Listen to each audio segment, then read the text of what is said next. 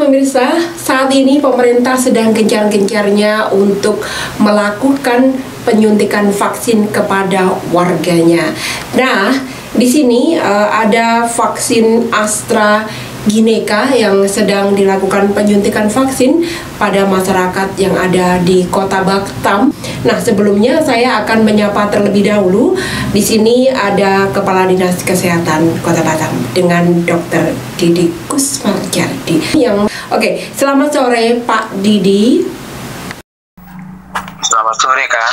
Baik, Pak Didi, ini ada vaksin AstraZeneca yang mungkin saat ini sudah dilakukan penyuntikan terhadap masyarakat yang ada di Kota Batam. Tentunya ini merupakan wacana dari Dinas Kesehatan untuk melakukan penyuntikan terhadap warga untuk menekan adanya penyebaran COVID-19 ini, Pak Didi. Seperti apa nih Pak Didi dalam pemberian vaksin ini kepada masyarakat? Ya, jadi untuk saat ini memang di Indonesia baru masuk 2 jenis vaksin. Jadi yang pertama Sinovac. Sinovac sendiri sebenarnya ada 2 versi. Baik. Yang pertama Sinovac yang memang murni langsung datang dari China. Kemarinnya setengah cc, satu dosisnya itu setengah cc untuk 1 orang, vialnya kecil. Kemudian yang kemarin datang lagi itu Sinovac, bahan bakunya dari China, dibuat oleh Bio Farma. Baik. Dosisnya 1 vial itu untuk 10-11 orang. Jadi Bio Farma yang bikin ya. Jadi yang kedua vaksinnya itu adalah AstraZeneca, bekerja sama dengan Universitas Oxford. Jadi dia disebut AstraZeneca Oxford. Baik. Di Inggris. Jadi ada 2 jenis vaksin itu yang masuk ke Indonesia. Apa bedanya? Jadi bedanya kalau Sinovac ini adalah cara pembuatannya itu mengikut teknologi jadul. Teknologi jadul dari dulu cara orang membuat vaksin ya seperti itu, virusnya diambil, dilemahkan atau dinonaktifkan. Dalam hal ini untuk Sinovac itu virusnya dinonaktifkan dengan bahan kimia tertentu. Nah, maka jadilah dia vaksin. Baik. Itu teknologi lama sebetulnya ya, seperti vaksin-vaksin yang sudah ada saat ini seperti DPT dan lain-lain itu kan memakai kuman atau virus yang dilemahkan atau dinonaktifkan. Nah, sedangkan AstraZeneca Oxford ini dia memakai teknologi baru, di mana teknologi baru ini dia tidak memakai keseluruhan dari virus. Ibaratnya kalau manusia ya kita tidak mengambil satu utuh manusianya atau satu utuh virusnya, kita mengambil hanya bagian tertentu dari virus ini. Baik. Jadi, teknologinya cukup canggih, diambil komponen dalam virus itu sendiri yang namanya RNA, lalu dibuatlah vaksin. Gitu. Jadi ini teknologi yang canggih lah, sama seperti misalnya Pfizer juga begitu memakai teknologi yang sama. Itu bedanya seperti itu. Kemudian juga perbedaan lain kalau kita lihat cara pemberiannya. Kalau AstraZeneca itu intervalnya minimal 8 minggu, antara 8 sampai 12 minggu, sedangkan Sinovac itu kalau edaran terbaru dari kementerian jaraknya 4 minggu atau 28 hari. Baik. Jadi itu bedanya, kira-kira seperti Baik, Pak Didi, tentu masyarakat juga masih pengen tahu banyak nih Pak Didi, karena sekarang ini kan sudah banyak sekali nama-nama daripada vaksin, yang kemarin adalah vaksin Sinovac, vaksin merah putih, vaksin AstraZeneca. Sebenarnya ini kalau fungsi udah pasti untuk membunuh kuman-kuman COVID ini ya Pak Didi ya, untuk melemahkan. Tapi bukan membunuh, tetapi dia tubuh kita itu dirangsang oleh virus yang sudah dilemahkan. Karena kalau diberi virus hidup, takutnya orangnya mati sampai orang terinfeksi virus COVID. Makanya diberi yang lemah sehingga tubuh diberi kesempatan untuk melawan secara perlahan-lahan dengan membentuk antibodi. Baik. Nah, itu kelebihannya, mungkin kan ada kelebihannya, tingkatannya, kecepatannya itu pasti akan berbeda-beda antara seperti tadi vaksin Sinovac, vaksin AstraZeneca, dan bahkan juga mungkin vaksin yang sekarang ini lagi dibuat oleh Indonesia sendiri, yakni merah putih. Tentu punya tingkatan-tingkatan seperti apa itu Pak Didi? Ya, kalau kita lihat masing-masing klaim dari perusahaan pembuatnya kan itu tergantung dari penelitian yang mereka lakukan. Nah, kalau khusus untuk Sinovac di Indonesia kan sudah dilakukan uji coba. Kemudian kemarin BPOM mengeluarkan efikasinya itu hanya 66,5%. Namun, kalau menurut standar WHO untuk mengatasi pandemi itu efektivitas 50% saja sudah memadai untuk dilakukan bisa dilakukan vaksinasi terhadap vaksin tersebut. Nah, kalau yang Sinovac kan 66,5% yang dikeluarkan oleh BPOM, baik, Badan Obat dan Makanan itu ya.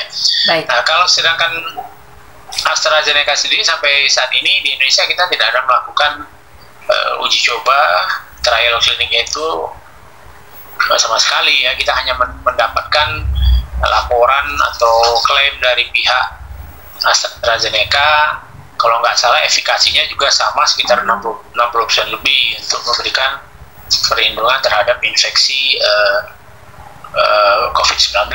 Namun yang pernah kami baca, mereka menjamin kalau yang AstraZeneca ini jika terkena kasus, anggaplah dia juga sampai terinfeksi menengah dan berat, itu perlindungannya sangat baik gitu. Klaimnya 80-100% bisa melindungi orang yang terkena infeksi sedang dan berat tidak sampai mengalami kematian. Baik, Pak Didi, sudah vaksin ini belum ada klaim seperti itu. Baik, Pak Didi, kemarin kita dari tim jurnalis atau kita dari teman-teman jurnalis, mungkin juga tidak hanya jurnalis ya, mungkin dari juga masyarakat, ada keluhan mungkin setelah disuntik mungkin merasa lemas, ngantuk, atau bahkan mungkin meriang, Pak Didi. Sebenarnya apakah ini juga dari efek suntik itu sendiri membahayakan atau tidak itu, Pak Didi? Ya, dari sejauh ini yang sudah dilakukan di luar negeri dan kita sendiri juga sudah melakukan juga terhadap sebenarnya lebih 6.000 kalau terhitung hari ini mungkin sudah 8-9.000 yang sudah kita vaksin dengan begitu ya AstraZeneca. Hari ini aja hampir 2.000 yang kita vaksin. Baik. Lebih 2.000 yang kita vaksin hari ini saja. Jadi kemarin itu sekitar 7.000 ditambah hari ini ya boleh dikatakan sudah hampir 10.000 yang sudah kita vaksin dengan AstraZeneca. Belum ada yang memperlihatkan efek samping yang berarti. Artinya ya, serius ya Pak Didi ya? Efek ikutan kejadian pasca imunisasinya itu kebanyakan hanya demam, meriang, mual, nah itu hal yang biasa sebenarnya dalam pemberian vaksinasi. Cuma ya kalau kami kira gini ya, kalau kemarin waktu pemberian Sinovac itu malah nggak ada terasa sama sekali di badan kita itu.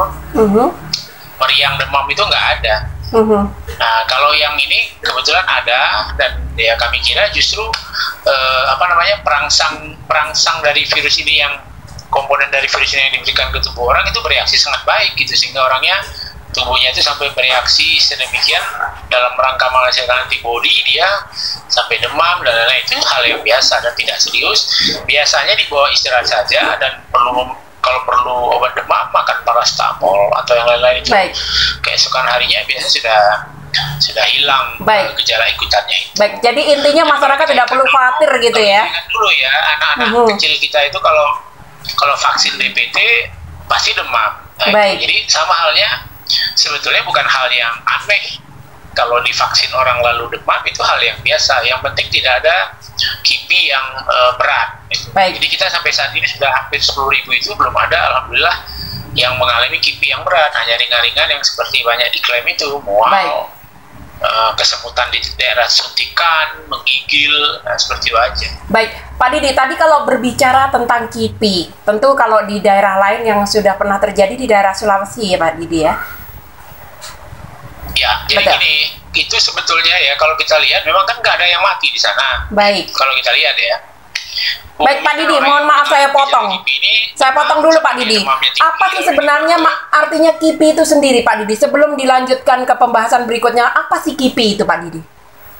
Itu singkatan dari kejadian ikutan pasca imunisasi. Baik. Jadi ini imunisasi atau vaksinasi kan, jadi kejadian ikutan pasca imunisasi. Baik. Jadi istilahnya ada KIPI-KIPI yang mungkin ada di Sulawesi sebelumnya belum pernah ada yang berdampak serius sampai berakibat fatal seperti kematian, tidak ada ya Pak Didi? Iya. Tidak ada? Iya, belum ada. Baik. Cuma itu karena mungkin banyak yang mengeluhkan demam lalu dibawa ke rumah sakit, kan memang prosedurnya begitu ya. Kalau kita sudah kita antisipasi dari awal, di setiap kartu vaksin itu sudah disiapkan nomor telepon yang bisa dihubungi jika mengalami gejala mulai dari kipi ringan. Begitu gejala kipi ringan, orang ini melapor ke nomor telepon yang kita sediakan di bawah itu, masing-masing tergantung puskesmas atau fasiankes yang vaksin dia, itu ada nomornya di bawahnya, dia akan menghubungi, nanti akan diberikan arahan harus apa. Baik. Jangan sampai nanti demamnya sudah tinggi, ya itu kan harus dibawa ke rumah sakit. Baik. Begitu mengalami gejala, biasanya puskesmas memberikan instruksi, misalnya banyak minum, istirahat, atau makan paracetamol. Itu biasanya gejala langsung hilang. Baik, jadi, intinya Pak Didi, karena kurang sosialisasi sehingga orang ada yang demamnya tinggi dan dibawa ke rumah sakit, jadi kesannya itu kayaknya banyak sekali gitu. Baik. Jadi intinya tadi dari pembahasan kita bahwa vaksin yang sudah diberikan sudah melalui uji klinik yang sangat luar biasa dari tenaga medis Indonesia dan tidak berdampak di masyarakat yang sangat serius, dan tentunya masyarakat tidak boleh takut seperti itu Pak Didi ya. Baik, satu lagi Pak Didi, himbauan kepada masyarakat untuk tidak takut divaksin Pak Didi. Ya, jadi vaksin ini kan sudah juga melalui penelitian yang bertahap sesuai dengan uji klinis. Misalnya di tahap 1 itu dilakukan pada hewan, ya kan? Kemudian tahap terakhir pada manusia. Itu kan semua sudah dilakukan uji coba dan dinyatakan aman. Kalau tidak aman, ya tidak akanlah vaksin ini dikasih izin untuk dipakai kepada manusia. Jadi gini ya, kalau di luar itu sebenarnya BPOM juga sudah memulai sistem itu ya, tapi di luar itu jauh lebih ketat prosedurnya. Jadi obat atau bahan-bahan seperti vaksin dan obat ini tidak sembarangan. Baik. Betul sudah yakin aman dan ada efektivitasnya baru dikeluarkan izin. Yang terkenal itu kan misalnya FDA atau yang di Eropa itu Badan Obat dan Makanan Eropa atau Amerika itu FDA, itu mereka sangat ketat sekali dalam menerapkan standar-standar dalam obat dan vaksin. Jadi kalau mereka sudah bilang oke, aman, ya insya Allah aman lah. Baik. Itu kira-kira. Jadi jangan takut untuk divaksin. Ya gejalanya ringan saja. Baik. Dalam rangka kita menghilangkan COVID di kota kita atau di provinsi kita atau di negara kita, ya mau nggak mau, di samping menjalankan protokol kesehatan, kita juga harus melakukan vaksinasi. Baik, Pak Didi, kalau begitu terima kasih informasinya. Selamat bertugas. Wassalamualaikum warahmatullahi wabarakatuh. Waalaikumsalam.